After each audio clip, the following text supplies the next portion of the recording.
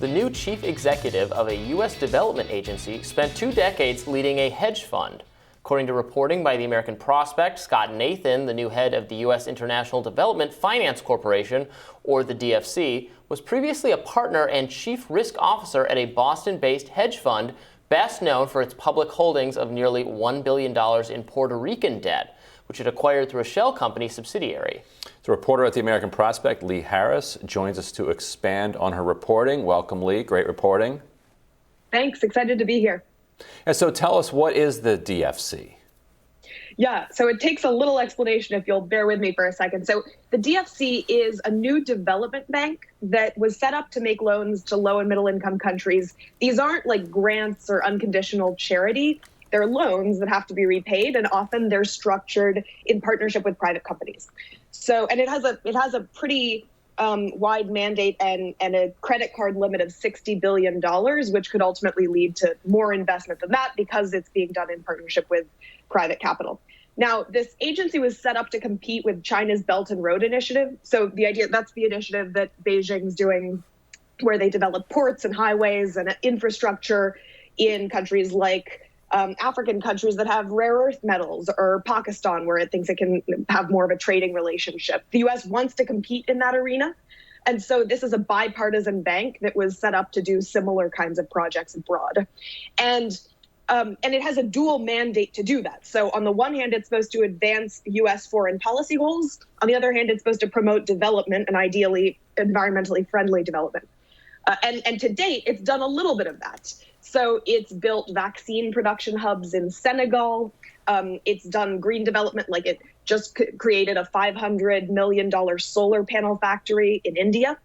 And the idea there is to kind of loosen China's grip on solar supply chains, on solar manufacturing, and make both the US and India more competitive. It's a win-win.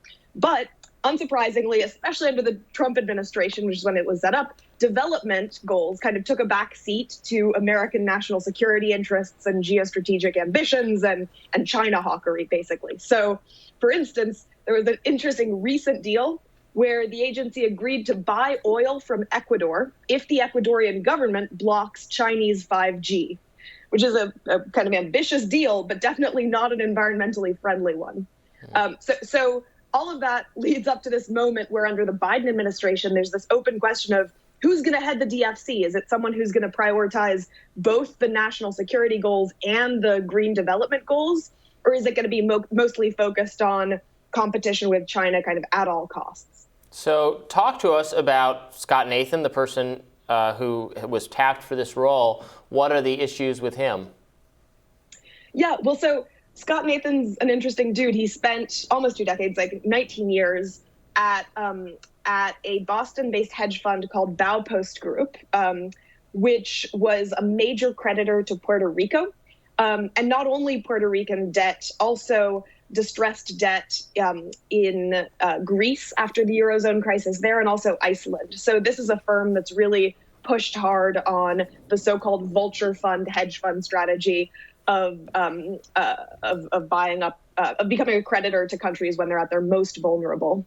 And then it's also been, like many hedge funds, a major investor in fossil fuels. Actually, Ryan reported on its investments in BP years ago.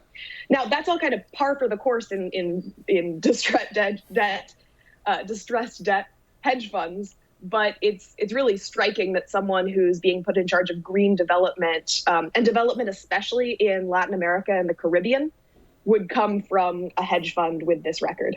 Right, and Lee, so this distressed debt world is inherently political. I mean, all finance capital is, of course, political, but what an organization, what an entity like Baupost Group does is it goes in and it tries to buy up, it tries to buy up debt at the lowest price it possibly can, and then exert political pressure on the government in order to raise the price, raise the amount of money that they're going to extract from that government. And the way they do that is by hiring lobbyists and other kind of PR dark arts people to try to cause pain for the country and for the people of that country, so that they cry uncle and say fine. Hedge fund people just private equity, just take your money. We give up. Like they did this to, not Baupost, but others did this to Argentina for a very, very long time, this famous case. And so how does his new ability to have access to these billions of dollars intersect with what is a fundamentally global political operation being run by his former employer? Yeah, you kind of said it in the question, right? Like, it's a highly political undertaking, explicitly so. This isn't just about making investments abroad that are the most profitable. They're kind of geostrategic goals and foreign policy goals built into the project. And that's not necessarily an insidious thing, right? Like, in the solar panel manufacturing plant that I mentioned, it could be, that's arguably a win-win. We want closer ties with India. India wants to diversify solar panel production and get into it themselves, and so do we. We don't want to be caught in these supply chains that are dominated by China. But those are geostrategic goals, right? Like, explicitly so. So as the U.S. gets into more kind of trying to retake turf that it feels it's lost in Latin America, for example, to China, that's going to start to look increasingly zero-sum under the leadership of a guy like Nathan. Yeah, well, I mean, is the concern, because I agree with you that these are both goals kind of worth going forward with. Is the concern that his background is going to steer him away from the kind of green development aspect of this and just be the China hawk stuff, or is it more the concern that he's going to steer this in some way favorable to some private interests he might have? I think both of those. I mean, he's supposed to be partnering with private companies, right? That's explicit. And that's probably necessary, like, given the scale of global investment that you need in order to develop, and especially to do green development with decent labor standards, you're going to need private capital. People at the Sunrise Project will tell you that. But The question is whether the tail wags the dog. It isn't that he's partnering with private companies and that's necessarily evil.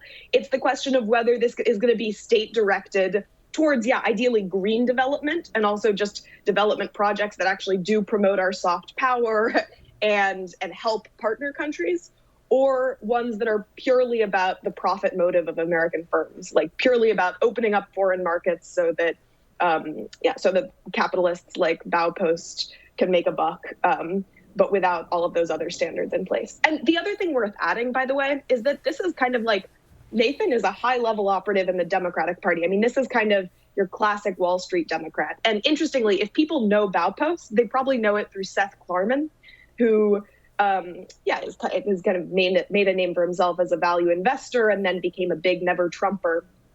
And Scott Nathan, who was chief risk officer at Baupost, he's been kind of a longtime party operative in centrist green groups, even as Ryan reported, even as he was at this firm that was a major stakeholder in BP. He was on a couple of boards like the Center for American Progress. And so this is very much a bipartisan effort to compete with China and do green development. And it could go really well if it funds valuable projects, as I say, that are green and with high labor standards in other countries. It could be a win-win that promotes American soft power. And it could also go disastrously if kind of Wall Street financiers with no accountability get put in charge and make a lot of money for their buddies. Yeah, the question will be whether this is actually something that operates in the national interest of the public, or whether it becomes corporate welfare for the 0.1%, and we'll be watching. And this is an interesting indication of which direction it's going. But Lee, thank you so much for joining us. Thanks so much to you both. Bye-bye. And we'll have more Rising right after this.